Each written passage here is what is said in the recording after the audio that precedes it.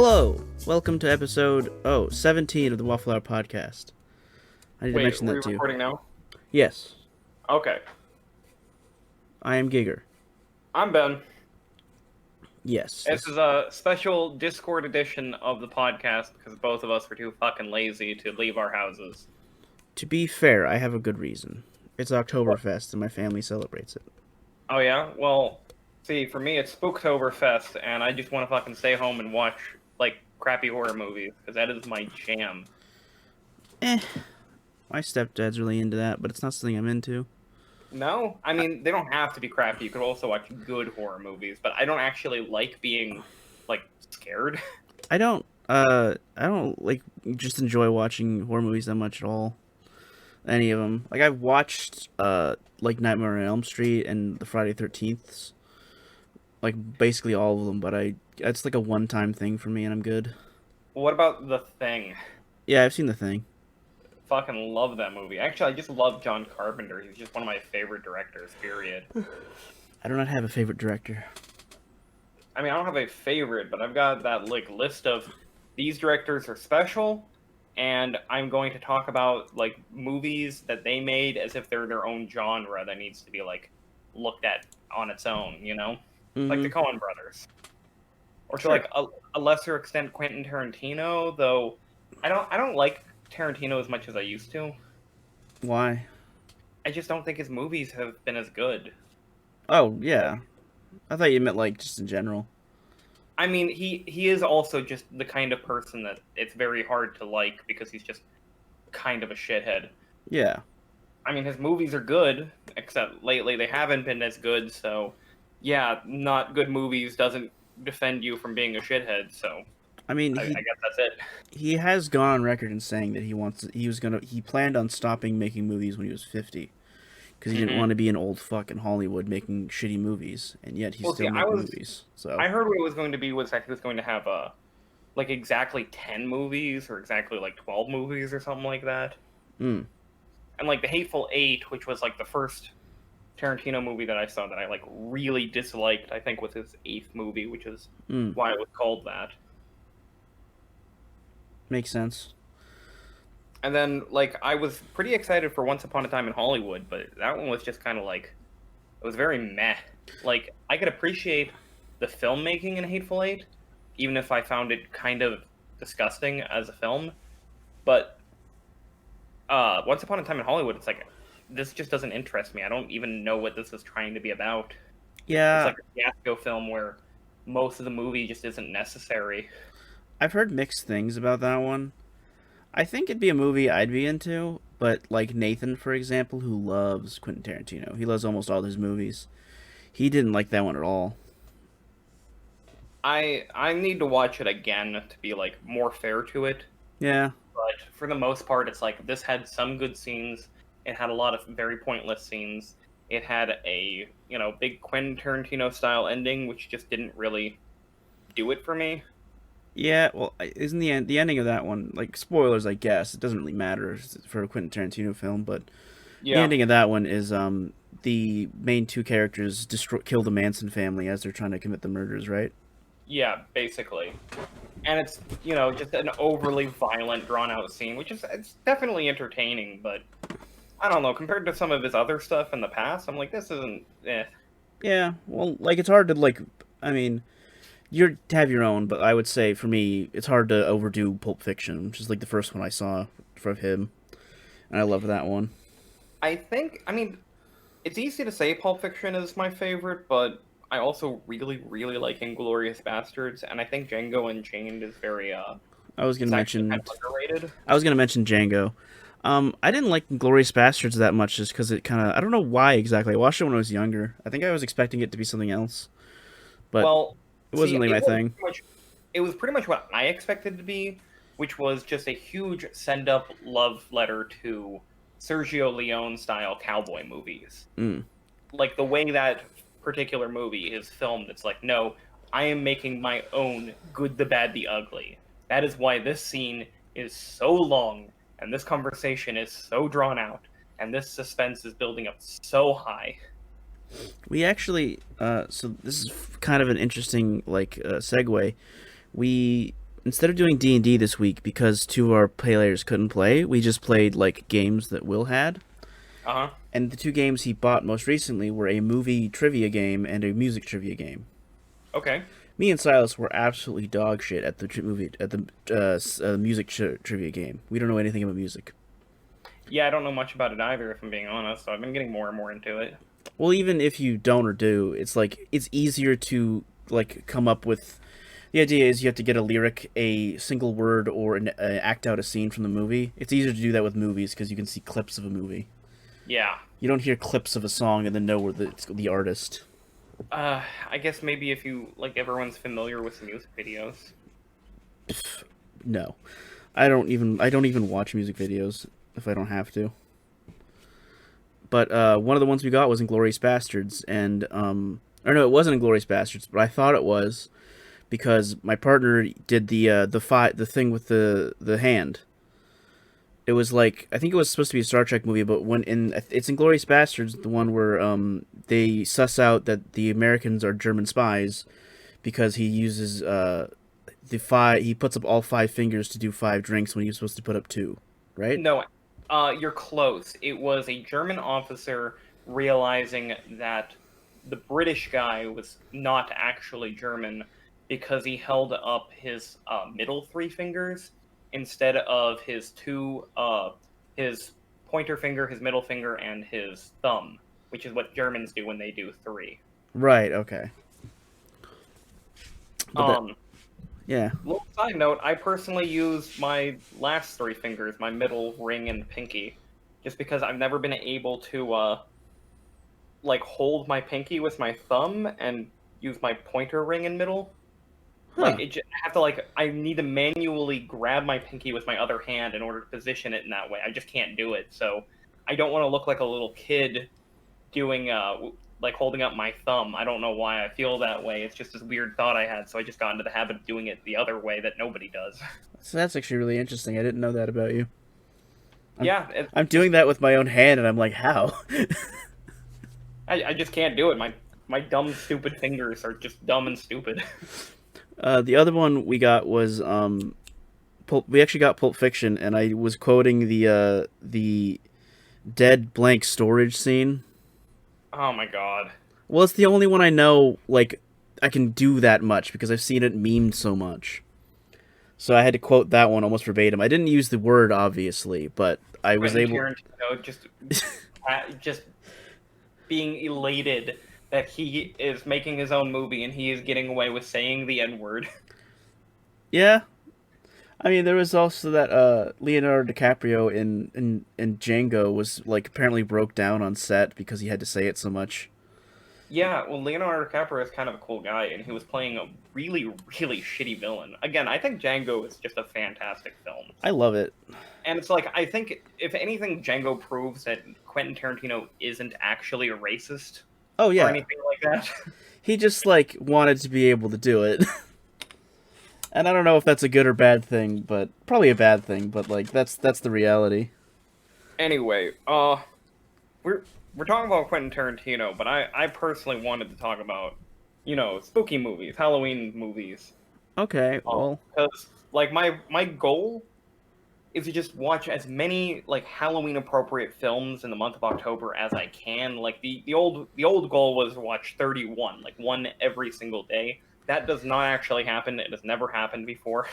That sounds awful. I mean, if you like these movies, it sounds awesome, but... No, I mean, like, I even like the idea of just watching a movie every day sounds awful to me.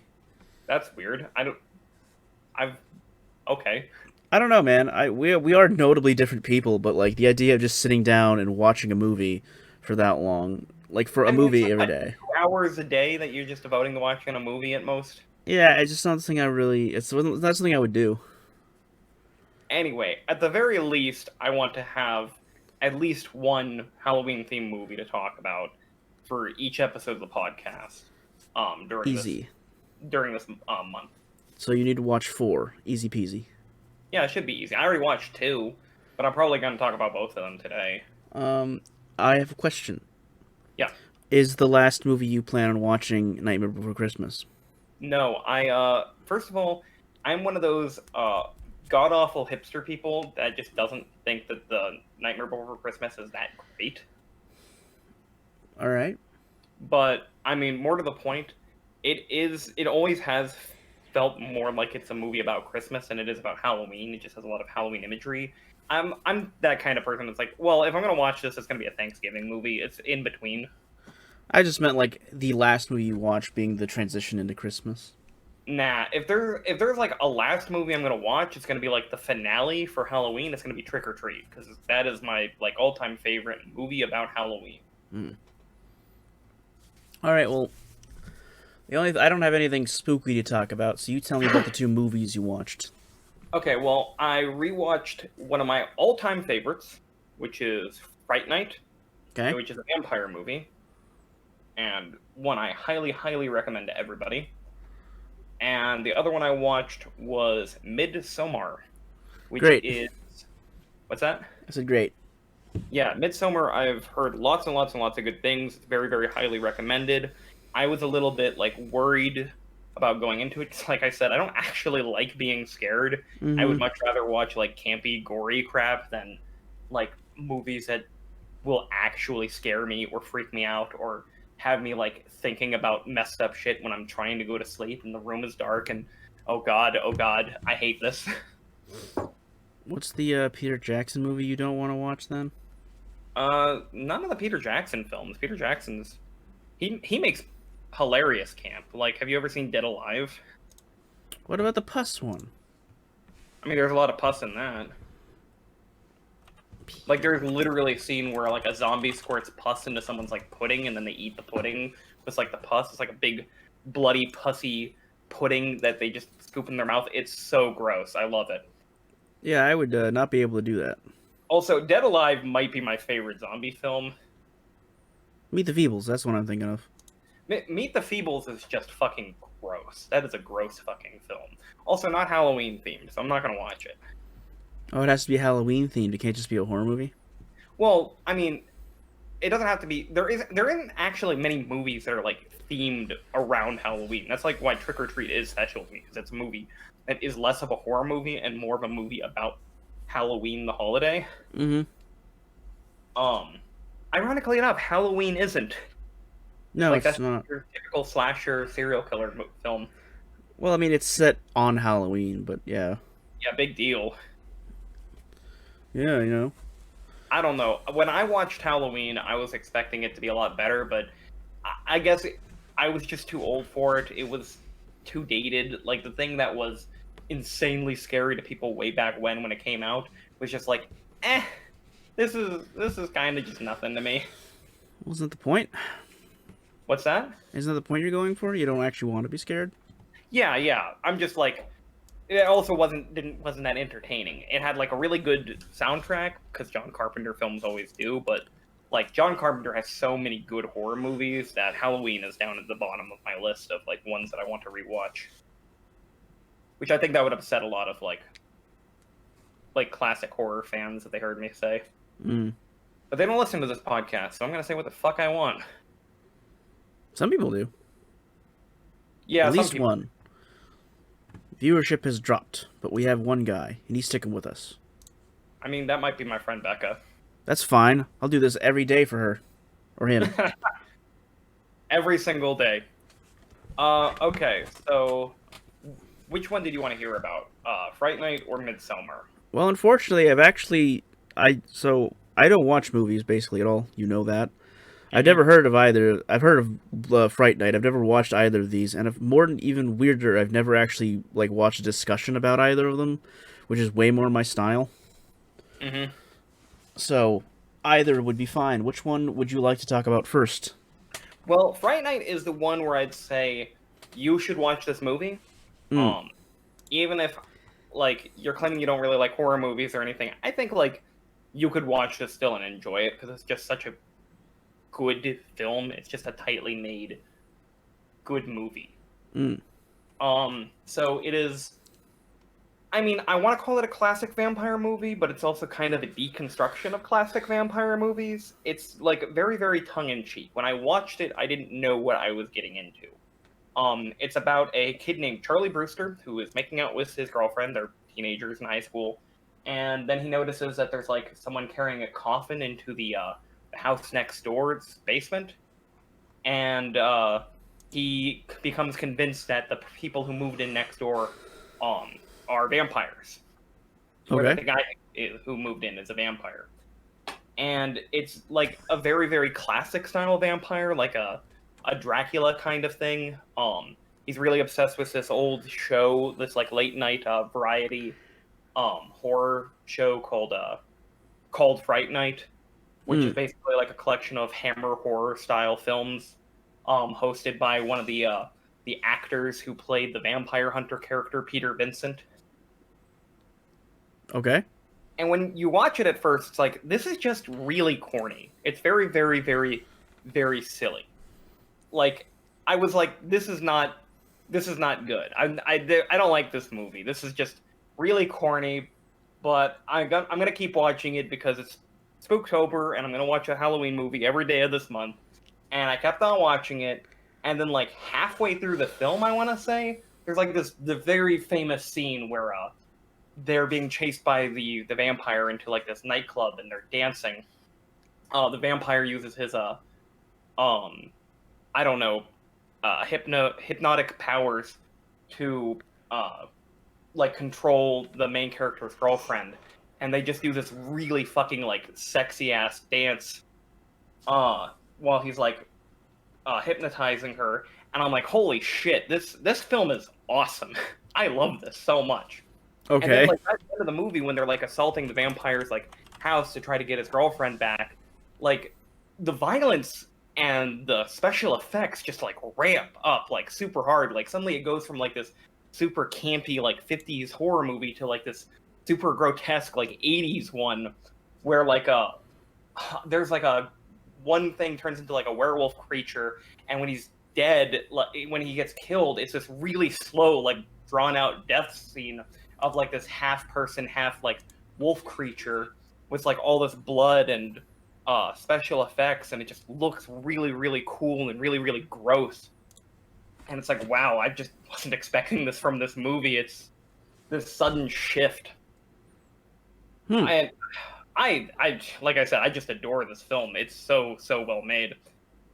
And it came completely out of nowhere for me. Like I said, it started off as something I really wasn't liking and turned into something I adored. Funny story, the person we mention in every episode, Alex, was watching it with me for the first time as well, and this was his exact response to it as well. I was going to be the one to not mention him this week, but here we go. Yeah, no, it just happens. Yeah, he's just always on our mind. Apparently. I mean, it just so happened that like we were just watching this film, and it's like, oh, this is great. I love it. We both like had that moment where we turned to each other. I'm like, wow, this is really, really good. Is it and on? It's like, this is probably the best scene in the movie, like right here. Is it on any streaming services? You know what? I am not sure how I just watched it last. I think it was maybe on Amazon Prime. If it's on there for free, I might check it out. I might do that tonight. But I wanted to watch the Bill and Ted movies like just over again, and I watched the first one, and then I just didn't watch the second one. The second one was so much better when I watched it the last time. To be 100% fair, the main reason I didn't wasn't because I didn't want to, it was because I didn't want to pay to watch it, and I didn't really want to torrent it. Because I try not to do that as much as now that I have money. I don't have to. Yeah, I know I watched Fright Night on something. I don't know what it was, so it might have even been Hulu. Because it was at a friend's house, and we definitely didn't pay for it, and it was definitely on a streaming service. Oh, was Alex there? What? No, recently, when I rewatched it this week. Oh, you mean the first time? Okay. The first time I don't remember how I watched it, but I've got a external hard drive that has a big collection of Halloween movies specifically for this month to watch. Okay. And that one, that's a go-to. Like, it's one I'm probably going to make sure I rewatch every year, because that's how much I like this movie now. How about, what was the name of the flippin' movie? Midsommar? Silent Night, Deadly Night 2? Never seen that one. You must. It has the garbage day scene. I've watched that The movie just garbage. for that scene. It was one of the first memes. It's just the main character goes on a rampage and he says "Garbage Day" exactly like that, and he shoots a guy. Silent Night, Deadly Night. I You said think Silent it's Night, Deadly Night 2 or Silent Night, Deadly Night, the first one? two. The first one was actually a weird story with the first one, but the first one was taken down when it was released by Mothers of Milwaukee because they believed that it was scaring kids and it ruined the sanctity of Christmas. Oh, it's one of those Christmas horror movies. Gotta love those. Yeah, so like they took that down and then they made Deadly Night 2, but what they basically did was they shot like a little bit of footage and then used the first one just to remake the first one, but they shot too much. So what ended up happening is they like basically redid the first movie in the first half of the second one, and then the rest was just the new movie. That's just fantastic. It actually supposedly it's really good, but it's really, really, really well known because of that one scene where he goes garbage day. That kind of reminds me of like the dynamic between Evil Dead and Evil Dead 2, and that Evil Dead 2 was kind of like a remake of Evil Dead. Yeah, a remake on an actual budget as opposed to the thing they made in college. But at the same time, it's also like less of a horror film and more of a horror comedy. Groovy. Evil Dead 2 might be the all-time favorite. It's hard to say. I watched Evil Dead 2 and 3 when I was a kid. I liked 3 a lot more than I should have. I mean, I like Evil Dead 3, but Evil Dead 3 or Army of Darkness. Army of Darkness is the one that, like, is the most silly, is the most of a comedy. It's just dumb. Whereas, like, Evil Dead 2, I think if you watched it the first time, like, when I watched it, like, I think in high school, and I would show it to my friends and stuff, like, I wouldn't necessarily tell them it was a comedy. I would just, like, let them try to figure out if it was actually just a really bad movie or if it was purposely so for comedy's sake. Because a lot of the jokes are kind of subtle. Beyond, like, I was going to call him Ash Williams, Bruce Campbell. Besides Bruce Campbell just hamming it up and overacting the hell out of it. Like, he's doing that on purpose, like, as part of the joke, and which is why I love him so much. But you could easily mistake him for just being a bad actor. Who is maybe having too much fun in the role. There's one other element of the Evil Dead series that I can't get out of my head for some reason. And it's not something that I would ever care about, but in the first Evil Dead, the way that it was Sam Raimi, right? Yeah. Okay, I'm not dumb. I was like, it's got to be Sam Raimi.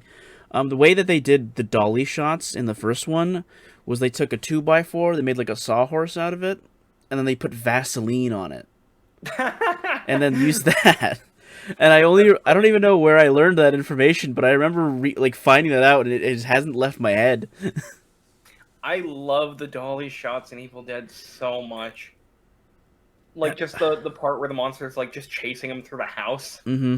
And it, like, goes through the back of the car window and out through the windshield. And, like, it's impressive. It's an impressive shot. I mean, there's that one... I know we're waffling away, but there's that one insanely amazing shot. I don't know if you've ever seen it, but I'll probably have to put it onto the screen at this point because it's one of the most, like, influential things I've ever seen in my life. This little girl's running to go get pills to save her mom, and she's running down the hallway, and then she, like, goes to open the door, and it turns out that you were looking in a mirror the whole time. What film is this? That's the thing. No one knows the fucking film. I have to look it up now. I tried to remember it because this scene is so insane to me. Best scene. It's so like... while you're looking it up, I should probably mention the Fright Night remake that came out in 2011. What makes that's a great it. scene? Is it in the performance? It's not as good. I would not expect it to be. It's I mean, it's not horrible or anything. It's like you could enjoy this movie just fine. And I can't remember if I watched it before I watched the original one, but I don't think it would have mattered anyway. Sometimes It's more of like, oh, this is a more modern vampire movie, and it takes place in like Las Vegas and like in one of those like kind of artificial neighborhoods they have right outside the Las Vegas Strip. And instead of the Peter Vincent vampire hunter actor character, they have David Tennant, the Doctor. Mm-hmm. He plays like a magician who does like a vampire theme thing. I don't know. And there's one really good scene in that remake where he beats off a bunch of vampires by literally setting himself on fire. That was entertaining. All right, I have found it. But overall, it's just like, this is kind of crap in comparison. Slightly annoying. You can skip to 18 seconds. But this is like one of the craziest scenes I've ever seen. It'll be on the screen, don't worry. If you're watching off YouTube, you can look up Contact Tricky Mirror Scene. What do you mean people don't know where this is from? It's got Jodie Foster and Matthew McConaughey in it, so it's Nobody, like, sure, but no one has watched this movie. I only know it for this scene. Because I saw this scene, like... Oh, you mean like no one we know? Sure. I've never heard anyone talk about this other than seeing specifically this one scene. Well, the movie's called Contact. That's in the video. Yes, I just said that. Title. Let me know when it's hit. Yeah, that's a really good shot. It's one of like the coolest like shots I've ever seen. I've literally only ever seen it in this movie, and I've never seen this movie. Transition here. There's like, actually obviously following up the stairs. You're not seeing the whole thing from the mirror. The mirror is green screened in, and there's like they have a fake one next to it. There's a director commentary version where they explain what happened. It's a Robert Zemeckis movie. Yeah. Based on the Carl Sagan book. Huh. That's a weird coincidence of amount of things. And it's got a pretty all-star cast here, too. I mean, besides Jodie Foster, Matthew McConaughey, as I said, there's James Woods, John Hurt, Angela Bassett. I have no idea how to say her name. I thought it was Angela Bassett, but I don't know. I don't know, man. It came out when I was born. I have never heard of it. Fucking low. Usually when there's a movie that's so amazing and prolific, I've heard of it for like years after, like 2001: A Space Odyssey, for example. But this is a movie where I literally never heard of it at all. I never seen anything about it, and then one way on a meme site one time, someone like showed this scene, and it blew my fucking mind. Ooh, look at the Wikipedia page, and there's a big section just for controversies. Oh, that's not good. I mean, it might be. It might be fine. Just some, like, lawsuits and stuff. I don't know. Nothing, like, really bad. Oh. Well, then. What were we talking about? Fright Night. Fright Night, yes. And then we moved on to Evil Dead. I mean, I don't have much to say about Evil Dead. I haven't rewatched it this year yet. I try to mix in, like, classic movies that I love and rewatch over and over again, and, like, new stuff I've never seen. Which is one of the reasons why I watched Midsommar. Well, I watched it because I was invited to watch it. I'm like, yeah, I'm afraid that this movie might actually freak me out, but I do want to watch a really, really good spooky movie, and it is that time of the year, so that's why I went to go see that one. So, have you heard of Midsommar at all? No, not at all. I've never heard of it before at all. I need to quickly Google the director because he has made lots of really, really good horror movies, apparently. Oh yeah, name 5. Ari Aster is his name. And let me look up. He made... Oh, no, he only did Hereditary before Midsommar, but I guess Hereditary was really, really good, too. I haven't seen that at all. Okay. I heard Hereditary is a lot scarier than Midsommar. Midsommar is kind of... It felt to me like a big homage to the Wicker Man premise, which is these college students go to a isolated village in Sweden that is still... Like, the people who live there have lived there for, like, centuries or whatever, and still kind of, like, practice the pagan religion, like, religious traditions and rituals and stuff that they have for thousands of years. The Wicker Man. The Wicker Man is like a similar kind of concept. I don't know. I can't remember where it takes place, but That's just my point. Was it's similar to that. Exactly. Yeah. The original Wicker Man, not the Nicolas Cage one. Not that there is no reason that you shouldn't enjoy the Nicolas Cage one because it is a hilarious fucking film. That's the one I know. But anyway. Well, the original Wicker Man is like one of those. This is one of the best horror films ever made. Yes. And then the Nicolas Cage one is, this is the funniest fucking thing. Nicolas Cage is running around in a bear suit and screaming about bees. So Midsommar. Okay, so I thought this movie would be a lot creepier, would be a lot more disturbing than it was, and it wasn't. It was really, really good. Like, just very good filmmaking, very, very enjoyable movie, but it didn't really like freak me out like a lot of people led me to believe that it would. Like, maybe I'm just like numb to these kinds of concepts, but like people doing like weird old style witchcraft and like tiny towns where like incest is a thing, like incest isn't creepy anymore. Game of Thrones ruined that, you know. It's still a little creepy. Like, I had the same problem when I watched Crimson Peak. It's like, oh, the big reveal is that the bad guy and his sister are actually lovers. I'm like, whatever. You know who else ruined that? This is totally off topic. It was Adam Sandler. That piece of shit. Adam Sandler. That's a big plot point in one of the worst movies that I've ever like heard about in my life.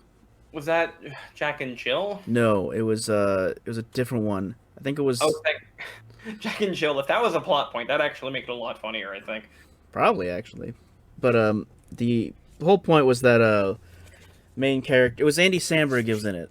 That's what I remember the most. And I found it disgusting. But the point is, like, Adam Sandler's character was banging his teacher when he was a kid. And it was like a... Oh! Yeah, I remember that one now. And then one of the plot points was that Andy Samberg, his wife, was cheating on him with her brother.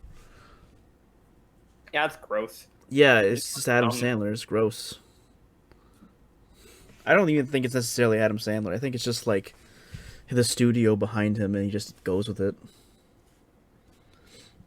So yeah, the movie was like I said, it was really, really good, but nothing was super shocking. Nothing was very disturbing to me. Not in the way that I've literally heard people describe this film as being. Which, on one hand, was very relieving because, like I said, I don't actually like being disturbed and creeped out by films. But also a little disappointing because I thought I was going to be watching like something really messed up, and it just wasn't to me.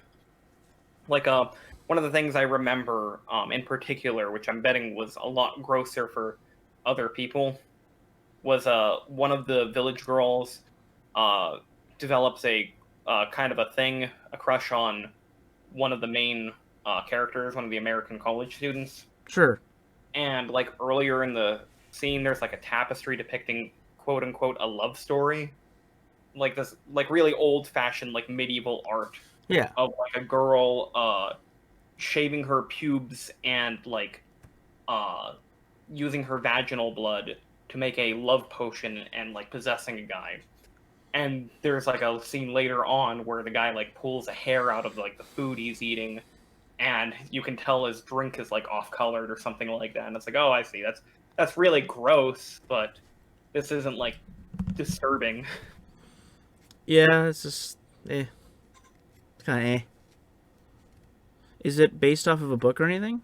No, I don't know what it's based on in particular. I think it's just, a good film. Say, it could be based on nothing. I'm just asking. I'm sure it was inspired by The Wicker Man. Well, sure. Like I said, The Wicker Man is a classic movie, a very, very inspirational one in the horror genre. And this was like, oh, you want to see a remake of The Wicker Man that's actually good? Here you go.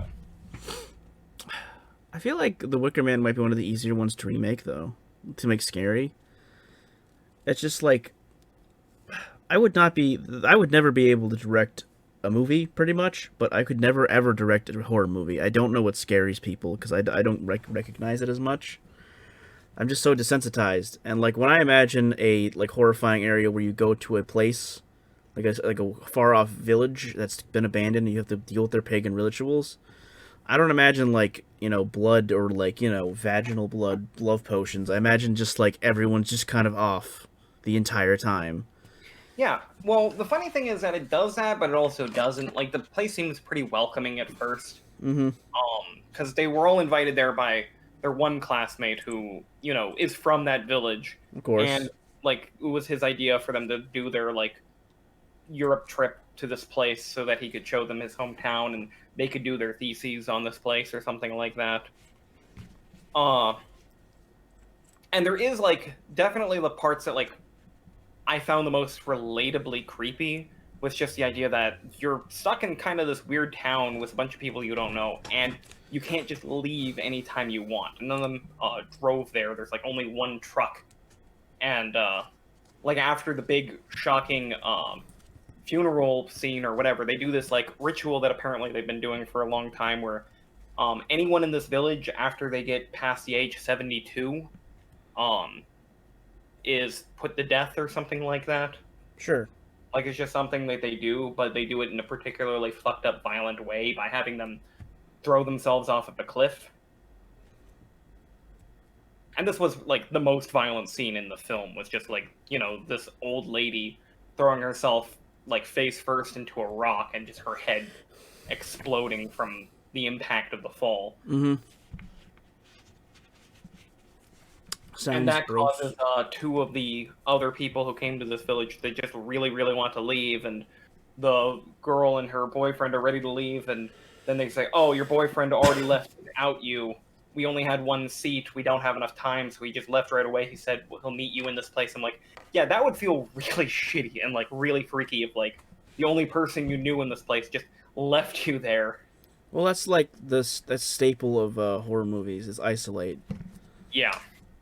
And it's like, but they were side characters at the same time, Sure. You still have to isolate them. That's the whole point. Movies don't really work unless you either literally isolate someone or mentally isolate them. That's how, what's the movie? What are they called? Psychological horrors work. Yeah. Like Silent Hill 2, which is not a movie, but that's the point. Yeah, when it comes to, like, actually scary stuff, I've always felt like video games tend to do it a bit better than movies. Some people have the opposite. I actually have the opposite. You think you get more scared by movies than video games? Oh, definitely. But I just can't find a video game scary. I don't know what it is exactly, but I've played, like, what was the one video game? Outlast. I played the first Outlast with a bunch of my friends, and I had to be the one to play it because they would, like, freak out and throw the controller, and I would just, like, not get freaked out by it. And Outlast might not be the best example, because that is, like, there are a bunch of jump scares in that game. But, point being, I don't get frightened by that. I don't know, maybe it's something about me being the main character.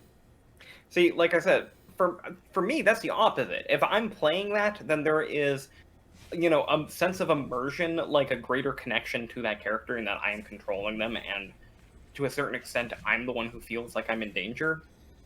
I mean, like, it's weird. I get that with, like, every other genre. Like, if you play an RPG or something, like, I can definitely put myself in that mindset. But when I'm playing a horror game, it just doesn't work. When I was a kid, I could not play through Doom 3 because it was too scary for me. And that's hilarious looking back on it now, because it's not really a scary game at all. No, but... But, it's got shadows, and it's got jump scares. And you don't know what's behind those 18 small doorways.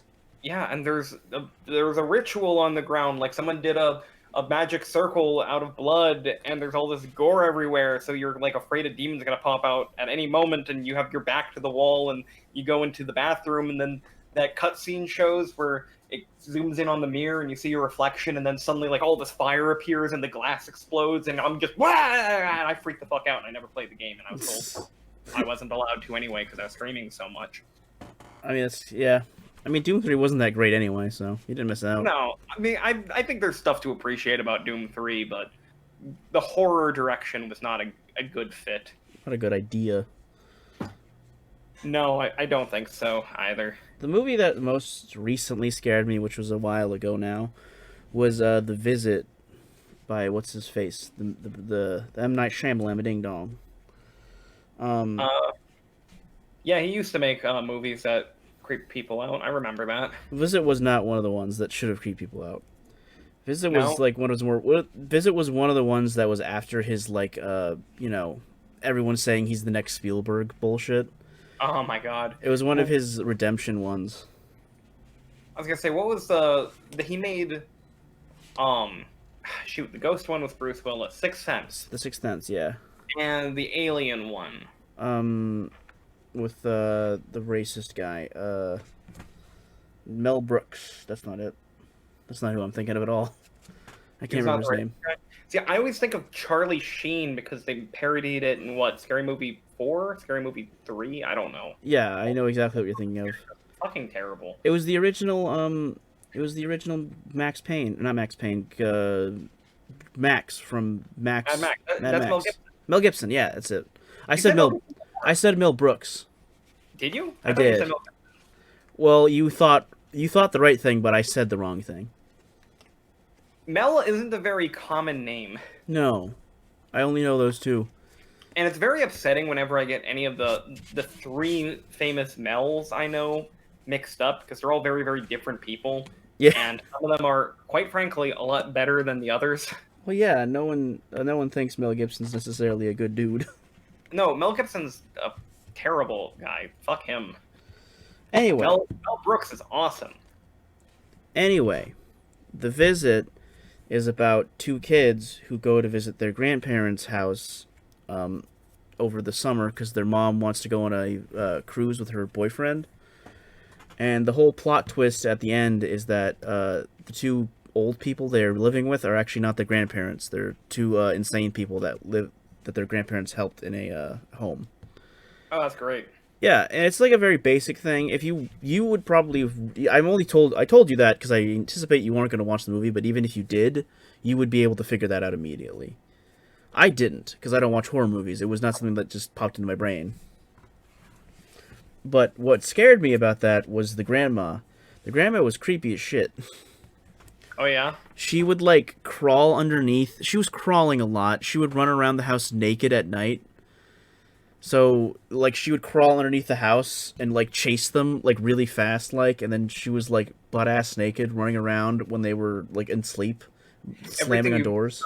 Me, I hate so much. Yeah, it's horrible. And it's, like, it's so terrible, and then there's other elements of the movie that are just, like, funny or stupid, and I just found it terrifying when I was, like, mostly an adult. But, like, I had, like, a nightmare about that night, and I was like, man, that is, like, this shouldn't scare me, but that was god-awful. I hated watching that. Maybe it's just my own fucking, like, just hatred of old ladies, but that does sound, like, super freaky. I think I'd hate that so much if I saw it. I think what got me was, like, just, like, the completely unnatural movement for someone who should not be able to move that way. Like, the way they were doing it. And not in, like, like The Exorcist, where she like turns her head and like crawls down the stairs backwards or whatever. Mm-hmm. Just like an actual, like, you could see a human doing what she did, just not someone like who's 80, and it freaked me out a lot. Did I ever tell you about the movie Tale of Two Sisters? No, you have not. That's one I watched a long, long time ago. It's not something I plan on rewatching this year. It's a Korean horror film, but I mean, like, horror film might be, like, stretching it, because there really aren't very many scary scenes. It's more like a psychological thriller, I guess you'd call it. Mm-hmm. There's, like, two actually, like, scary ghost moments, and they are really fucking disturbing. So much that, like, this movie stuck out in my mind for, like, a really long time as being, like, one of the fucking scariest things I'd ever seen. Excuse me. And the one scene, I'll just describe it to you, because it kind of blew my mind as I was watching it. You know how a jump scare, like, normally works, you know? Yeah, it's just like suspense, ah! Yeah, there's the moment where it pops out, and there's the loud noise, and Oh, you wait. get scared. You have told me about this scene. Yeah, this is the opposite of a jump scare. This scene freaked me out so much. Like, in the film, in that particular scene, the girl is waking up, and it's brightly lit in her room. It's like morning, and she's in her bed, and she's looking at the foot of her bed, and on the floor, very past the edge of the bed, like you can't see very well, without like leaning up and craning your vision over the edge of the bed, is just this movement on the floor. And then very, very quickly, it just comes up and climbs onto her bed, and it's this creepy, Korean zombie ghost thing. It's a lady that just stands over her, and then the gross thing happens, and like a creepy little baby hand reaches out from between its legs. Yeah. But just like the way this film was shot, like the shot was just so sudden and like so out and in the open, and not at all. There was no suspense at all. It was just, this is horrible, and it just keeps on getting worse. And I hate this so much. I hate it so much. And yeah, sometimes I think about that scene when I'm walking home in the dark at night, and I get really freaked out, and I'll have to walk home a lot quicker. I mean, I think when you told me about that, I was telling you that I just found that interesting that they just showed you the mustard, They didn't give it shit. I found that really cool, because, like, it's not something that usually happens in horror movies. But I feel like, from my perspective, as someone who mostly watches, if I watch anything about movies, it's usually, like, a discussion about them. Yeah. Like, I watch a lot of Red Letter Media. I used to watch a lot of Nostalgia Critic until he became what he is now. I mean, he always was that. Yeah, but like in my opinion, he just got worse. And like there was like the lawsuit a couple years ago about them. There's a lot to unpack there. We don't need to get into it. Yeah, point being, I used to watch them. I watch movie discussion more than I watch movies, and like from my perspective, it seems like horror movies have just been on the decline. They just continually get worse and worse, or at least there's so many bad ones that they're outweighing the good ones. It's not that. It's just that they don't make many horror films. Well, no, there's a studio that makes a shitload of them. They make them like all the time. That's like all they make is like horror movies, and they're all kind of bad. I cannot remember the name of the studio. I'm sorry. Well, traditionally, like a lot of like new directors getting their start, like making their first independent films, it's very, very common for them to start in the horror genre because you can do it very cheaply most of the time. Like, I mean, for instance, Sam Raimi or Peter Jackson. They both like got their start making like zombie films and alien movies and shit like that. And sometimes the films they make are really, really good and actually really scary, or sometimes they're, so bad it's funny. But, like, I feel like a lot of the best horror films, like, came from this kind of environment. It's very, very rare you see, like, a big budget horror movie for, a mass appeal audience, like, that's actually that good. It was Blumhouse. Blumhouse. What else did they make? They didn't do the Paranormal Activity films, did they? Actually, I think that's what they did make. Yes, they did Paranormal Activity. And that's the funny thing, because like Paranormal Activity was kind of like this surprise. Everyone like thought this film was great, so they milked it by making like 1 million sequels, and they're just awful. They also did The Purge. Oh, people love The Purge. I've never seen The Purge personally. I think I would hate it. I think the concept is like unbelievably stupid, like too stupid. Well, didn't the newest Purge movie, was it the third one? I don't fucking know. That one actually seemed like something I would like to watch. It was like the first Purge or something. I mean, maybe. But that one was like less of a horror film and more, we're going to get super goddamn political. I just feel like there's a level of disconnect you need to have when you watch movies, and the concept of The Purge is so unbelievably stupid to me. I can't get rid of it.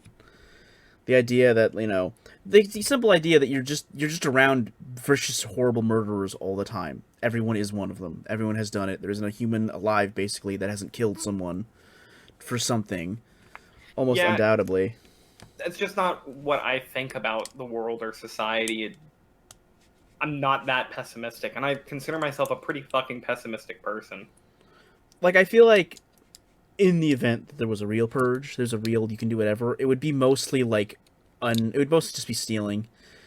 You know what I mean? It would be stealing. It would be, and that'd be it. It'd be like, we're gonna go rob Walmart. We're gonna go burn down. Someone's gonna go burn down, Microsoft. I bet that's gonna be the extent of it. There will obviously be murders, but it's not gonna be to the extent.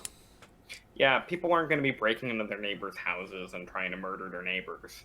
No, there's gonna be it's gonna be like that, agreement. We're not gonna do anything to each other on the purge. We're gonna be good. Neighborhood associations will do stuff. But it doesn't matter. It's like, it's just a stupid concept that'll never happen. Yeah. And I get that, When it comes to horror movies, like, I just accept stupid concepts. I was gonna say that, like, most of the time I'm, like, cool with it. Like, Evil Dead's a dumb concept. The Necronomicon is just real, and it becomes a thing. I mean, that's purposely cartoony. I was thinking more along the lines of, Get Out. You remember that Sure, one, right? That's another good example of just like we're all the racists kidnapping black people to take over their bodies. Not just any type of old racist, but like liberal racists that like claim to not be racist and practice a atypical kind of racism because it's like what the movie was about. I actually didn't know that. That I did not know. Was that, like, all of their like they are specifically kidnapping black people because they truly believe that black people are like physically superior. They want to be able to like, be athletic like black people are and shit like that. And it's like, no, you people suck. Sorry, okay? that was... Suck just as much as those fucking rednecks do. That was creepy. That was the creepiest explanation you gave, and that was like not your fault at all. I mean, that's what it was. Anyway. And, like, the big reveal at the end. Like, I've heard people like call that really dumb. I'm like, this is so matter of fact for horror films, and I think everything else in that movie is so good that this isn't like. I think it's a fantastic movie. Like, that's a really good point of one that I'd be fine with. I can get behind that because like it's stupid, but it's not the world having to be stupid. It's not you putting the concept of this on top of the entirety of America and going, here's what would happen. It's in this small subset, these like specific people with this specific beliefs are doing this insanely stupid and horrible thing. That's asinine, but it's not the point. That I can get behind. I just wouldn't be able to do that with The Purge. Personally. So, dialing this back out of the horror film talk because that's all I really have to say this week so far. What have you been doing this week, Igor? Is there anything you wanted to talk about? I can probably talk about Rainbow Six Siege. I'm trying to think of other things I have done. I mean, we didn't do D&D this week. So, yeah, we played Dune. Talk about Dune. That was last week, but still. I'll talk about Siege right now. Have you even played it at all? I have never touched it. That was my expectation. I have no strong opinions on Siege. I remember a very, very, very good Super Bunny Hop video that kind of went through the history, like the pre-development and the game that eventually came out. Because I remember people were like really excited for a big single-player game that Ubisoft was it Ubisoft? Yes. That Ubisoft promised, and they were disappointed in Rainbow Six Siege. But on the other hand, it was a really, really good game, and wound up like growing a following just on its own merits of being a good multiplayer game, even if it wasn't the game that people wanted. Stuff like that. Rainbow Six is interesting to me. It seems like a really, really cool, well-designed multiplayer competitive game. It's one of the weirdest games I've ever experienced because, like, so Rainbow Six came out in 2015. I first played it on my PS4, and I fell in love with it on the beta. That's when the first time I ever played it. And it was great for a while, but then I never bought it, and then I got it, and I played it for a bit, and I got off of it. And then I went to Overwatch, which is a similar concept of, like, hero shooter. Because that's essentially what it is. It's a hero shooter. It was the first hero shooter. Fuck you, Overwatch. You're trying too hard. The first hero shooter was Team Fortress 2. Alright, fair enough. That's fair. I forgot TF2 existed because I don't remember anything about the game. And we go even further. Like, before there was hero shooters, there was just class-based shooters. Like, Battlefront 2 was the one that I was always reminded of when I started playing Team Fortress 2. Okay. But whatever. There's not a point of that at all. No. I really enjoyed it. Then recently I got it for PC, or not recently, like 2 years ago I think I got it for PC finally. I've been playing the crap out of it, and I fall off it every once in a while. But what I find really interesting about it is that I've never experienced a game change this much. Like, okay, just to give some examples, when first off, every single map in the entire game, I think with the exception of some of the ones that came out in the past couple of years, every single map has been revamped entirely because the map design focus when it started has completely shifted from one now. And I kind of think that's insane but awesome. Just because, like, imagine that but with any other game. It just doesn't really happen. Well, I already can think of, like, my number one example of a game that does this. And, I mean, it's like Rainbow Six. It is a highly competitive multiplayer game. Is it CS? Because that's what I was going to say. I was going to say Dota. Okay. We're not talking about Dota. No, but that's what it does.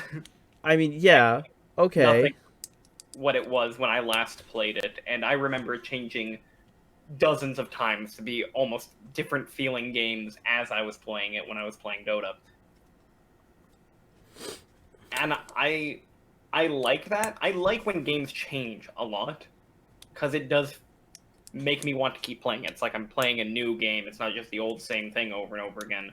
But then there's, like, I do get into a habit that I enjoy, and if that changes, then I can't go back to it anymore. Right. So, Rainbow Six. The other game that I was popping in my head is another Valve game. CS does that occasionally. Mm-hmm. The main two things they usually do is they either, like, make a sequel to a map, which sounds insane, but it's what they do, like Dust 2. And the other one is they will change, like, small elements of the map. Usually, it's not, like, big enough most of the time. Like, they added I think I want to say on Mirage they added something. It wasn't Mirage. I don't remember the name of the map. But Rainbow Six, they've, like, revamped every map from the start. How you got attachments. When I played the game in 2015, you had to buy attachments. But the game developers were like, this is total bullshit. You can't really play the game well without them. So you no longer have to buy them. They're all free. That's cool. A very recent change is one of the biggest, more in the past few like updates with new characters. Biggest problems that players have been complaining about is that defending is way too hard. And it is. It's like there's so many advantages that attackers have with their special gadgets that, like, it becomes nearly impossible to properly defend your place. Okay. But in the most recent update, they added stuff like, for previously, if you wanted to put on reinforcements on walls, you only had 2. Everyone on the team had 2, so it was 10 total. Okay. Now they have put them into a pool. So one person can reinforce the entire place if they need to, instead of having to rely on people. Okay, is it still just 10? Yeah, it's still 10. But anyone has access to them, so the 4 other players can focus on doing completely different things, and one person can focus entirely on reinforcements. It would ideally be 2, and then one person would be focusing on putting their gadgets in spawn or in the area, and the other one would be roaming, or there might be 2 roamers. But yeah, that's what I've been doing. I've been trying to teach Aiden. Aiden's been trying to get me to play games every single night, and I was like, I'm gonna play Rainbow Six, and he was like, I guess I'll play. I was like, great. And I've been trying to teach him the game and the maps. It's been a challenge. Because that's one thing that you may not know. I don't know if there is a game necessarily that is so heavily reliant on map knowledge. I feel like every shooter is heavily reliant on map knowledge, but Rainbow Six Siege goes so beyond that.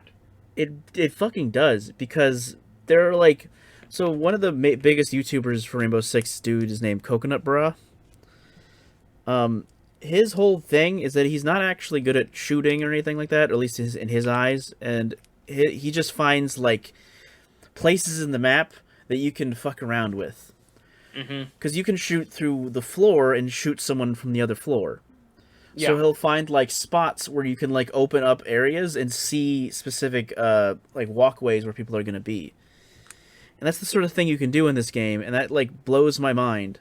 I did it today. I was or yesterday. I was shooting someone through a wall, and I knew they were behind the next wall to me, so I just sprayed down that wall through the wall I was already like shooting through, and I killed them.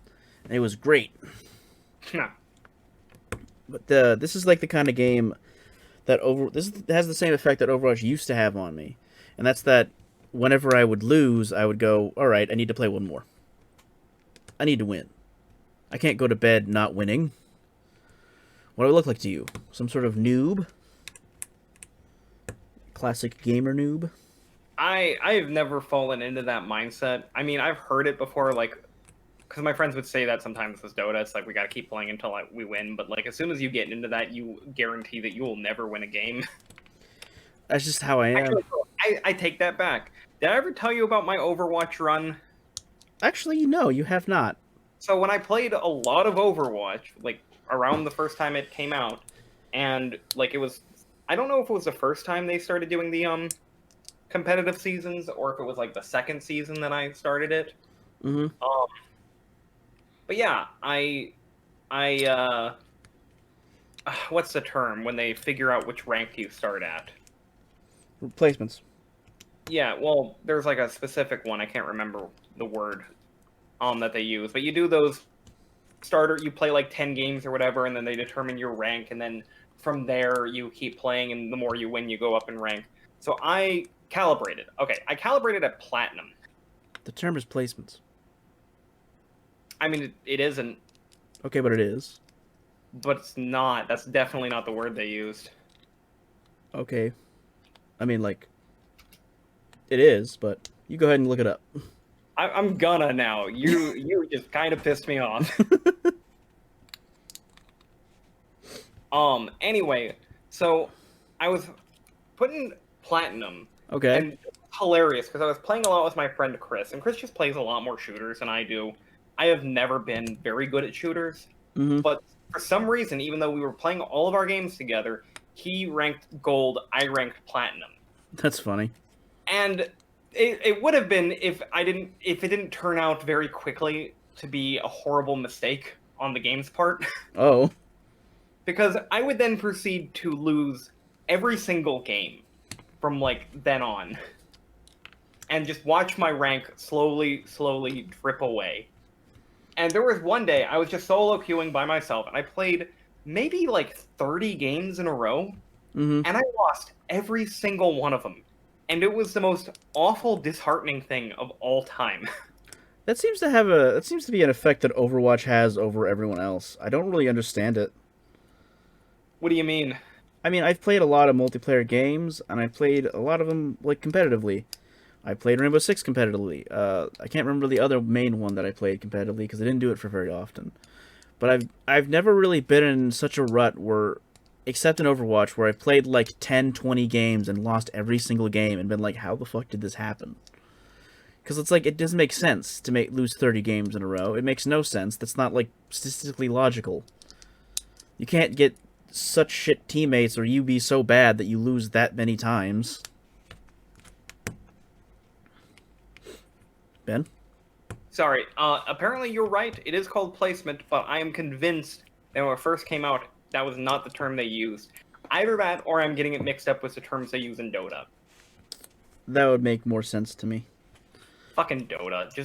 Just that game ruined me. I was about to say that. Like, I'm pretty sure it's the reason I just don't play multiplayer games anymore. Not that, I mean that and this fucking 30-game lose streak in Overwatch. I barely play Overwatch at all anymore, and that contributed heavily to, you know... I deleted it. I don't like a lot of the things they do in Overwatch, and I don't like that they're, like, making Overwatch 2. I think we've talked about that. I hate that shit. Yeah. It's stupid as hell. I would like to enjoy Overwatch. There's nothing on the surface of it, like the concept behind it, that I dislike. I want to play a hero shooter. I like the aesthetic of this particular hero shooter. I like the characters they've come up for it. I like a lot of the mechanics that are in play. But it's like just underneath the surface, there's the first inner layer, and it's all just bad stuff I hate. Mm-hmm. And once again, I don't want to put up with it anymore. I just wish we could go back to the glory days of Team Fortress 2, and I wish I could go back to playing that. But those days are long past. Yeah, and Valve's never gonna make another game ever. I mean, they made Half-Life Alyx. It was really VR. The only way they're gonna make a game is VR. I mean, yes and no. They might actually consider making something now, but I have no faith in that. I have very, very, very little faith in that I'm not counting it out entirely, but I have no expectations. It's like when people tell me they're really excited and they really want Elder Scrolls 6, and I'm like, why? You've played Fallout 76. Like, yeah. You think they're gonna go up from there? I mean, they have to, you'd think. Bethesda was just bought by Microsoft. Now we've got that kind of Microsoft polish requirements. I honest to God don't actually think that's, like, gonna be what people think it is. No, I think the only thing that's going to happen is that the Elder Scrolls might be a Microsoft exclusive, which I personally think is hilarious. Like, Bethesda have talked about for, like, years, like, dating back to Oblivion, their relationship with Microsoft. So when I found out that they were, like, bought off by them, I was like, oh, what happened there is Microsoft wants some of that Bethesda pie, so they decided to buy them, and now they have the rights, and they can let Bethesda do whatever they want. I mean, I feel like it's Microsoft just finally realizing that if they want to win the console war, big air quotations I'm making, you can't see right now, is they need to have exclusive games. Like, such an easy target because people really, really like their crappy games. I don't think that's the case. Like, I really don't think that Microsoft plan on winning the console war. I think they are more focused on, like, creating games for everyone, because they're the company that is... Microtransactions and... Sorry? Pass. Go ahead, say words again. I said, you mean creating games full of microtransactions. No, that's not what I mean. I mean, that's how Game Pass makes its money. We've talked about Game Pass so many times before. It's like, well, the only way that it could possibly be a profitable thing, given the number of games that people are playing for such a cheap cost, is it's making its money back in microtransactions. That's how it works. What games have microtransactions in them? No idea. I don't play Game Pass games. Well, I'm asking because I don't know any that do. None of the ones I do have microtransactions in them at all. I mean, there's a lot of games on Game Pass. Yeah, that's exactly what I'm asking. Now you're making me look. Anyway, that's not the point. I'm also looking. That's not the point. The point is that Microsoft have been so much more focused on consumer like happiness. You know what I mean? Like trying to help the consumer, not help, but like make it a better experience for the consumer. That I don't necessarily. I think actually they added them in Age of Empires, if I'm not mistaken. What, microtransactions? Yeah, I think that was a thing they did, but I could be wrong. Isn't Sea of Thieves one of their Yes, that one is. That's one of the only exclusives they have. Sorry? Yeah, well, that's a huge one, and that one definitely has microtransactions, I thought. I don't remember it having microtransactions, but maybe I'm wrong. You don't get to buy boats and shit? You have to earn that shit, to my knowledge. That's crazy. I don't play any of these fucking games. I play some of them, and... microtransactions in the form of skins. Is that in here? Minecraft? Yeah, it might... Hold on. It might be on the Xbox one. I typed in Meyer. I might be looking at Xbox All Access, whatever the fuck that means. Yeah, Minecraft actually isn't on the PC one. That's crazy. Huh. But yeah, point being, like, they've been putting more effort into, like, what's it called? Cross-platform. Like, there's no company that's been doing this well with cross-platform at all. Sony doesn't even want to do it. Well, no, because Sony knows that they have a bigger control over the market, so they have no benefit of doing cross-platform. Yeah. But I don't actually think that I don't think that Bethesda's going to be like forced into making their games exclusive. I also just think it'd be a dumb idea to do I that. also think it would be a dumb idea for Bethesda, but it would be a smart idea for Microsoft. Maybe, but like the thing that's like, you know, in my brain is like the Xbox version of Skyrim was the worst version you could get, Oh yeah, objectively. I thought it was the PlayStation one because of how it did its downloads and updates and stuff. I mean, it definitely might have been bad. I'm not gonna say was not bad, but here's what I will say about the the Xbox version. It came on multiple discs, which at the time was crazy to me. That's pretty funny. Well, that's what most Xbox games did because they didn't have a Blu-ray player. So a lot of them came on multiple discs. But it came on multiple discs, and then I watched Aiden play it on his Xbox, and it like loading into a new area, opening a door to like a city, took genuinely 5 minutes one time. Like that's not an exaggeration. It took actually 5 minutes. What'd you say? I was gonna say, I'm pretty sure the Xbox 360 version of Skyrim is the version I played. Maybe it was his Xbox, but It came out. when I watched him play it and it took 5 minutes, I was blown the fuck away. I just remember the load times in Skyrim being absurd. Like, just I could not stand them. On my PS3, they were not that bad. I mean, it wasn't like zero time, but it was like a minute maybe.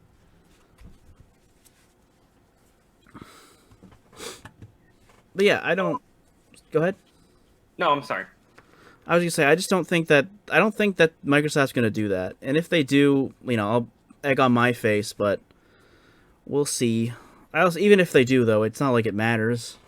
That's the thing. Like, I don't care about Bethesda games anymore. I wish I could. I wish I did, because there was a point in time where the idea of them were super cool, but Bethesda went and ruined that coolness by just making them bad. It was literally just that's the craziest thing. It was literally just Fallout 76. No, I wasn't. I wasn't a huge fan of Fallout 4. No, The direction it took it, and when it came down to it, there was a lot of things I really didn't like about the direction of Skyrim. like I'm gonna let me make my point though. I don't mean necessarily that their games were getting so bad and Fallout 76 was the worst one. Fallout 76 was the bad one. No, It's just, I felt like it was an obvious result of the direction they were going in. well, sure. What I mean is, Fallout 76 was like the start, and then they instead of doing like anything helpful or good toward the audience at all with that game, they literally just continually fucked it up. Every week would be a new fuck up. You'd find out about the canvas bag. You'd find out about the rum bottle. You'd find out about the what was the when they took a patch when they patched the game and rolled it back into an earlier version of the game before they'd fixed like 8 bugs. You remember the premium storage thing for like people who paid Fallout? the extra whatever? Fallout first. Yeah, if they put their stuff into the storage instead of storing it, it would just delete it. Yes. And then there would be people they were banning people who had like too much stuff on them, and some of them were legit players. Oh man, just such a level of incompetence that you'd never see anywhere else. Like, it was kind of shocking, but it shouldn't have been, Yeah. And that, like, I didn't like a lot of things about Fallout 4. I can tell you about things that are not great about Skyrim, but Fallout 76, with the way they handled it, just kind of proved to me continually from start to finish that they don't give a shit about me, my money that I spent on the game and everything. They just, like, want to make profit, and that's all. They don't give a shit. Yeah. It was horrible. So, this might be a weird way to transition to it, but I have been playing Mario 35. Have you heard of it? Yes, this is the game that Nintendo were deciding to be artificially scarce. Kind of. I mean, I'll get into that later. I want to talk about the game itself right now because I'm sort of blown away by how well it works. Was it good? I like it a lot. For listeners, Mario 35 is Mario Battle Royale. Exactly. So it's not as big as like a battle royale. It is. They take Tetris 99, Mm-hmm. like right down to the very like menu interface, and are like, okay, instead of Tetris, slap the original Super Mario Brothers in there. You play through Super Mario Brothers, and on the screen there's 34 other people playing on little screens next to yours, and every enemy you kill gets sent to someone else and appears in their game, and enemies that they kill appear in your game, and you have like a constant timer ticking down, which you can raise by doing the stuff that would give you more points when you play Mario, like bouncing off of multiple enemies without touching the ground or something like that. And you also collect coins, and you can trade 20 coins for like a roulette item. Okay. And it's really fun. It's a really, really fun concept. And it runs super smoothly. Like, you find matches very, very quickly. And I've never experienced any sort of lag or anything as I played. And that's while, 34 games. You can literally stop what you're doing in your game. I mean, you'll probably get killed if you do that. But if you take a few seconds, you can look at someone else and they're just playing Mario in real time on one of the tiny little screens next to yours. And you can see, 34 other screens exactly like that of people like playing in real time. That's cool. And that's really impressive to me. It works really, really well for what it is. And the strategy around it is like entertaining as well, because I feel like I'm so used to like speedrunning Super Mario Brothers. Like, that's how you usually see like high level players playing it. It's racing through it in under 5 minutes or so. Sure. And really the best way to do this is to like take your time and think about it like more of like earning your resources ahead of time until you're one of the last few people, and then strategically killing certain enemies to send it into their levels to make it harder for them. Like, you don't want to like kill 100 Goombas, because then the Goombas can be killed by them and they would just get more time from that, and it would actually be like really easy. So instead you go to the water level and you kill the squid, the bloopers, and the fish, and those things will appear like flying around in their regular levels, and they're suddenly like a huge pain in the ass for them, and that's what gets them killed. You have a chance to win. I'm sensing a butt. Well, you already said it. So, the game is free. Yay! Nintendo Online can just download it off of the eShop. That is Nintendo not free. Online is a terrible service, but it's also a really, really cheap one. So everybody who has a Switch has it. I don't. That's also not free. Well, everyone but you has it. I'm not paying $5 for bullshit I never use. But for whatever reason, even though the game is honestly pretty great and very fun, for whatever reason, Nintendo decided, okay, but after March whatever, I don't know the exact date, but it's going to be in, a few months, like 6 months or something like that, we're going to shut down this game and nobody can play it anymore. Okay. And I just want to start slamming my head into the desk right now to create a loud banging noise for our listeners to express how fucking stupid that is. So, they're not doing this with just Mario 35. They're also doing it with the 3-pack remake of Mario 64, Mario Sunshine, and Mario Galaxy. Yes, besides having a limited print release, print is the wrong word, but, they're only producing so many physical copies, and they're not going to, like, redistribute that a second time or anything. They're also doing a cutoff date where you just can't buy it digitally after a certain point. So if you don't get it in the next 6 months or something, 4 months, then you just can't get it. And it's like, why? Now that makes actual sense, because Nintendo used to be a toy company very famously. And This is a tactic that toy companies do. They will create artificial scarcity to make you want to purchase certain toys at certain times. A Walmart will get like 5 of the hot new Digimon toy, as if, and that's all they're getting for like 3 months. If you want it, you got to be one of those 5. I know this personally because I'm an amiibo collector. I'm weird in that way. Forgot about that. These fucking things come out, and you gotta pre-order them on Amazon, or you gotta be the first to buy them, because otherwise, boom, they're gone. And the only way you can find them is through scalpers, and like a $12 figure suddenly becomes a $50 or a $60 one. And it like blows my mind that at one point I walked into a Best Buy and bought a Zelda Breath of the Wild Guardian amiibo for, I don't know, like $16 or something like that, because this thing sells for like 300 on eBay. Yes, that's what they're doing. So when you say to me they're doing that with the remakes of the Mario games, I'm like, okay, that's they're gonna get people to buy it for the FOMO. That's a shitty thing to do, but okay.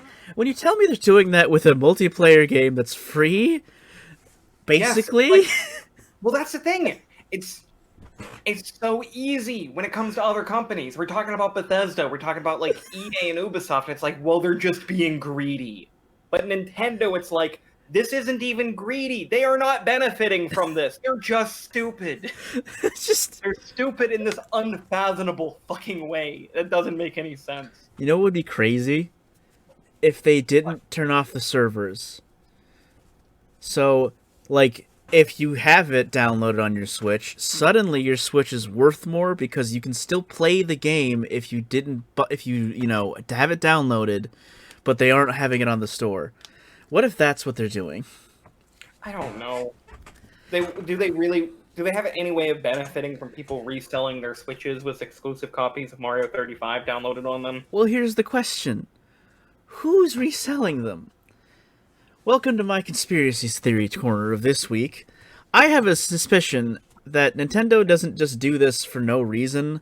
I think some of the people are the ones that resell the shit. I think you're giving them too much credit. I think I'm giving Nintendo too much credit. Especially considering how easy it is to fucking hack a Switch. If there is a thing where Mario 35 becomes still available after this cutoff point, or like it's still playable but not available to download or something, people will just get it for free very easily. Because the Switch is the most hackable fucking device that Nintendo's ever made. Sure, but Nintendo are also dumb. They're really dumb. And they don't want you to hack it. They want you to buy it. They get rid of Mario games, fan-made Mario games, you know? They're weird. I just think that it doesn't make sense financially for them to do this stuff most of the time. The amiibos don't make sense. Like, you can just make the amiibos. There's no way that you can't make 10,000 in profit by selling them normally like you would anything other product. It's dumb. Why else would they do it if they're not benefiting off of the scalpers? You know what I mean? No. See, that's the thing. When it comes to physical production, and this is another reason why the digital thing doesn't make any sense. When it comes to physical production, unsold units is just lost money. Anything that you make and does not sell, you have basically taken that cash and thrown it away. Sure. Thrown it in the dumpster. So it's very important that you sell every unit you can, which is why you always want to produce just slightly less than whatever you think the demand for it is. Nintendo actually screwed up really, really bad and nearly crashed their entire amiibo industry when the Animal Crossing amiibos came out, because they tried to print way, way, way more of them than they did with the Smash Brothers amiibo line, because the Smash Brothers ones were notoriously rare. Mm-hmm. There was a huge scarcity problem. You know, the things became super, super valuable, blah, blah, blah. So Animal Crossing ones, they produced 10 times as many of every single figure, like way, way, way more. And these things just sat on the shelves and never sold. Like, you know, they sold a bunch, but they had too many. And the value of these things, like, you can go onto Amazon and buy any Animal Crossing amiibo for like $3 when originally it retailed at $12. Well, that's you don't ever want to just put too much out. You always want if you could somehow exactly predict what demand would be, you want it to be at exactly that demand or just like slightly under. But you never want to go over. That's the worst thing you can do when you're producing physical. I mean, yeah, but like that just seems like them being dumb again. Yeah, it is them. They are dumb. Like I said, you're giving them too much credit. You like doing this conspiracy theory. They're not smart enough to do that. It doesn't take brains to do that though. I don't know.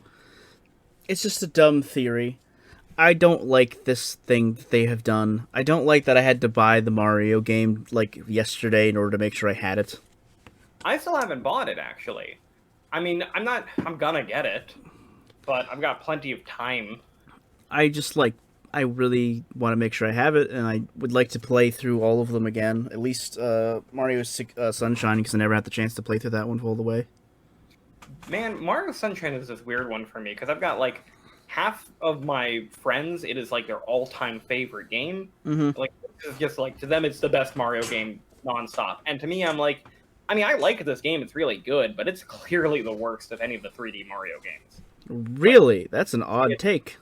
It's definitely is. There's no question about it. Why do you think that? Well, I mean, take every problem you have with Mario 64 in the kind of like old-fashioned design and no real challenge in finding certain stars or shines or whatever like that. You remove a lot of the platforming challenges when you have the flood, and then when you take it away in certain bonus levels. I mean, for a lot of people, that is like their favorite part, so I'll give it credit, but I hate when that flood is being taken away, because suddenly it feels like I am unnecessarily handicapped. Like, those levels feel super freaking hard in comparison, where, like, that was just regular platforming in Mario 64. I mean, I guess the bigger problems would just be, like, the themes of the level, they all feel kind of the same.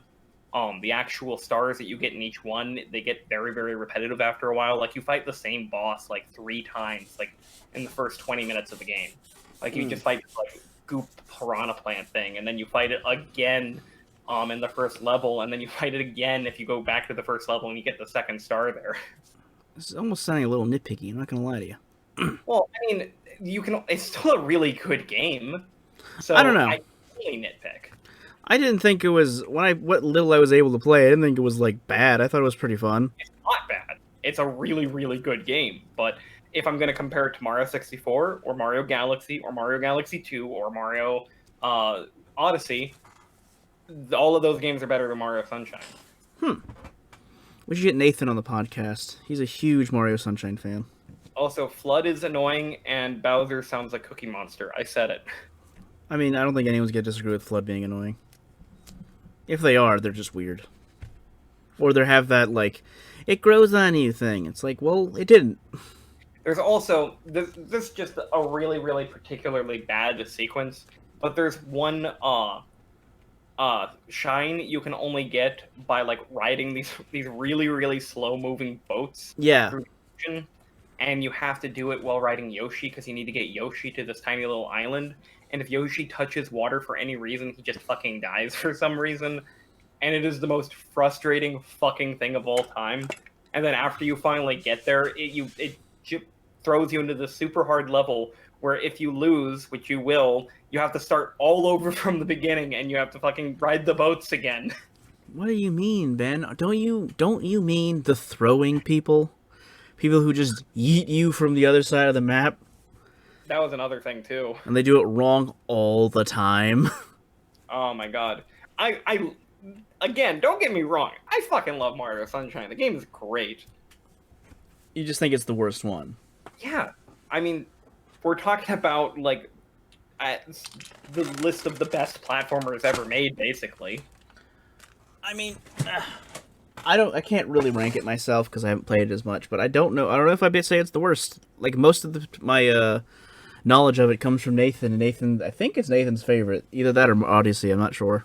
Yeah, that's the thing. I know a lot of people where it's just their favorite, and I think that's just like, I'm interested in that. That's the take you have, because, like, my opinion isn't that uncommon. I think it's probably the popular opinion on the internet, you know? Yeah. I happen to know, personally, tons of people where it is their favorite of the Mario games.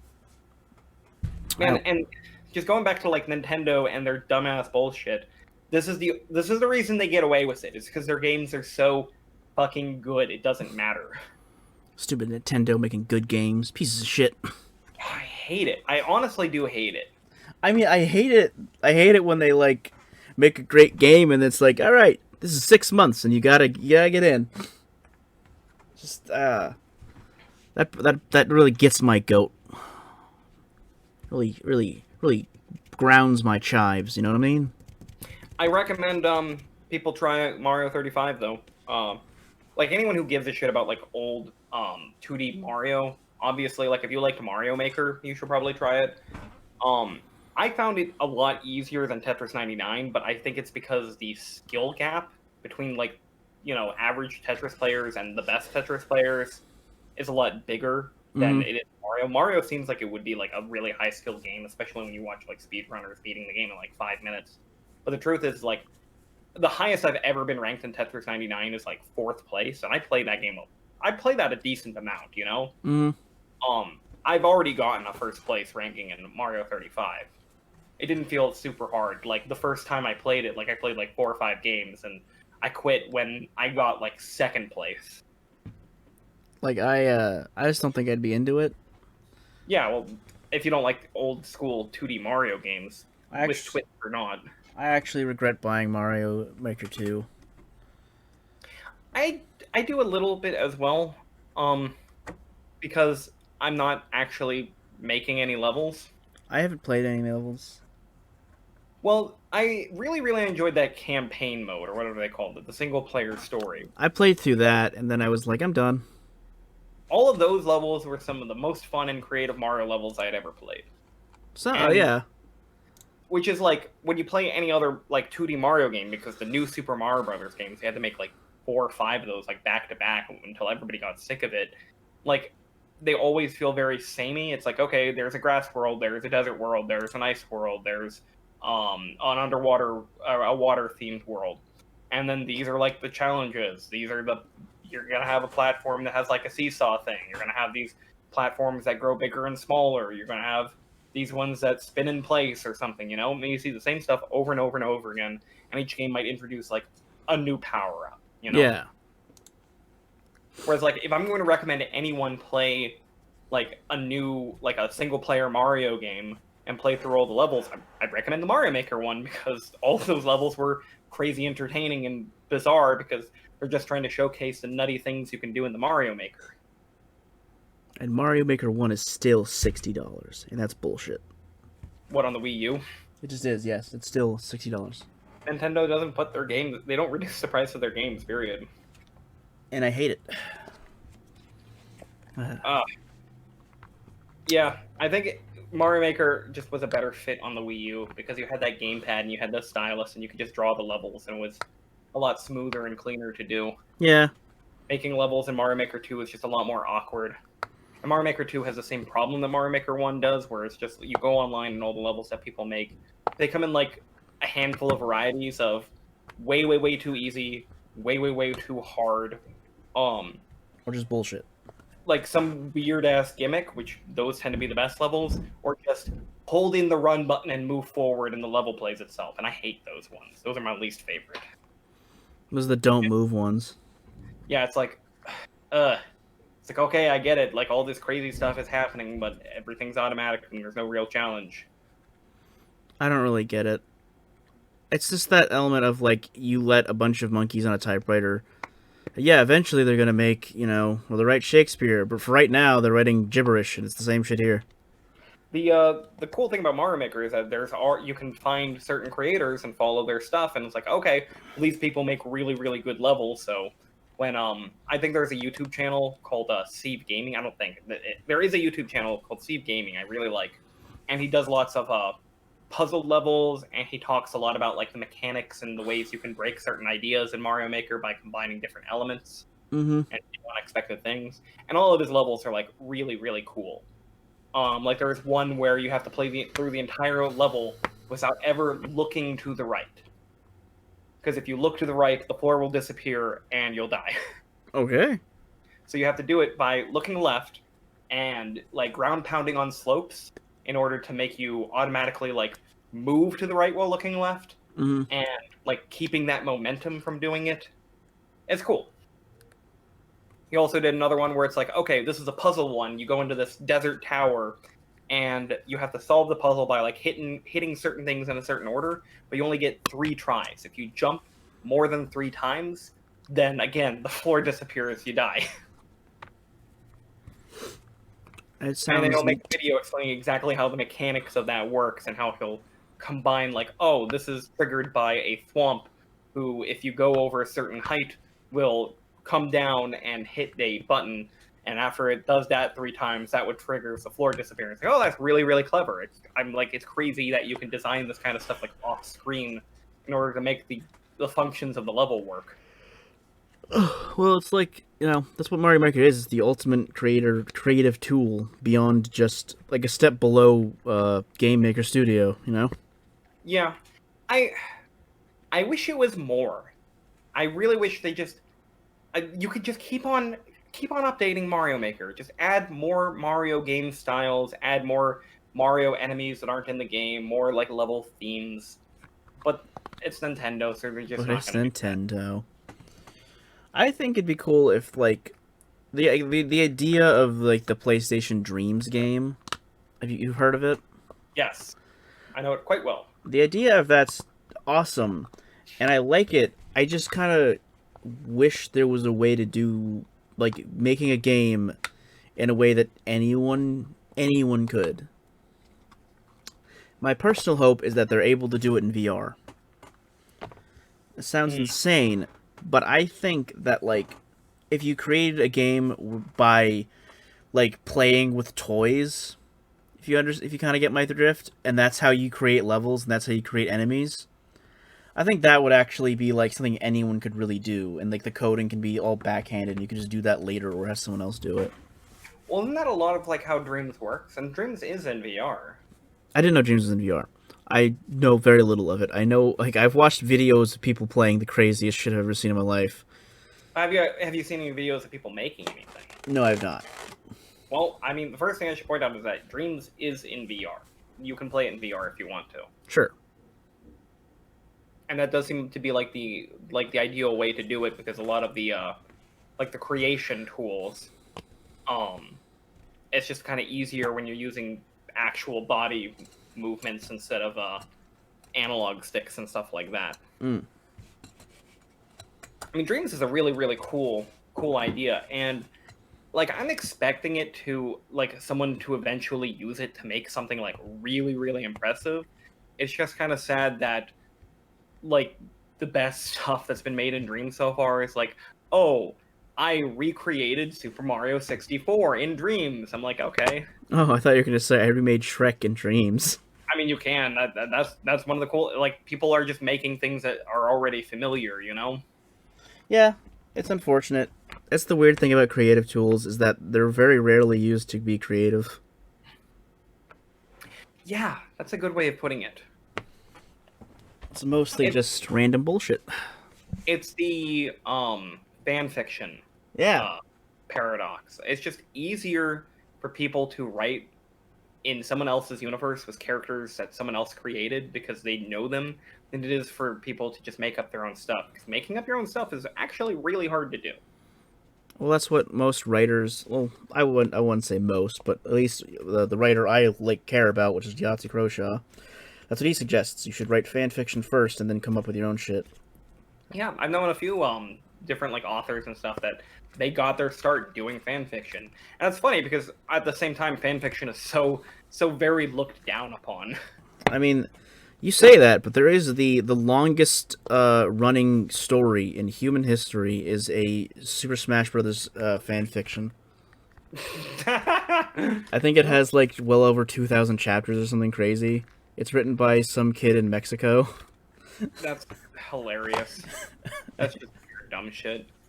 Hey, how long have we been recording this episode? Do I need to talk about Smash Brothers, or we can save that for another week where I've got less to talk about? Oh, we don't have to talk. I didn't mean to actually bring that up. We can end though. It's like we're at hour 40. Yeah, that seems like a good time to wrap it up. Unless there's anything else that you've been getting that you want to talk about. Not at all. I was actually gonna one thing actually I forgot. I was going to say if there are any like horror games I could play, I would be willing to do so, but we would need a person in our audience to actually say what game to make. So, or what game to play. So, if any of them would like to do that, you go right ahead. I will play it. Have you played PT? Like, played it? I played it when it was out and available. Okay. Well, I was gonna say that is one I would love to revisit because that was a very memorable experience for me. Do you want to buy like a $3,000 PS4 in order to play it again? I do not. Yeah, neither do I. And I deleted it off of mine, so. Why would you do that? I did it before it became not available anymore. I didn't know it was not going to be a thing. This was a conspiracy by Konami to create artificial scarcity so that they could resell PS3s, PS4s. Now that is giving Konami too much credit. Yeah, okay. All right. Plug time. We have a YouTube. It's at the Waffle Hour Podcast at youtube.com. We have an email. It's at wafflehourpodcast@gmail.com. We have a Twitter. It's our waffle the time at twitter.com. And we're on a bunch of different streaming services. You can find all of them pinned on our Twitter comment. If you would like, I've got the Twitter open. I'll just read them. You go ahead. They are Spotify, Deezer, Pocket Casts, Breaker, iHeartRadio, Stitcher, and also Radio Public. You can find us on all of those streaming sites. Yes, you can. And if you would like me to play a game that you want to talk about, at the Twitter, and I will play it. I didn't realize you had posted so many pictures of minifigs on our Twitter. I actually have to repost. I have to post the ones on the painted versions. Now that I've painted all of them. I love this. I want to just change our Waffle Hour picture to be a flail snail. He fell on the ground. Oh, I should say goodbye. Goodbye, listeners. Bye, listeners. Oh man, I love these though. Yeah, they're great. I've made a little story.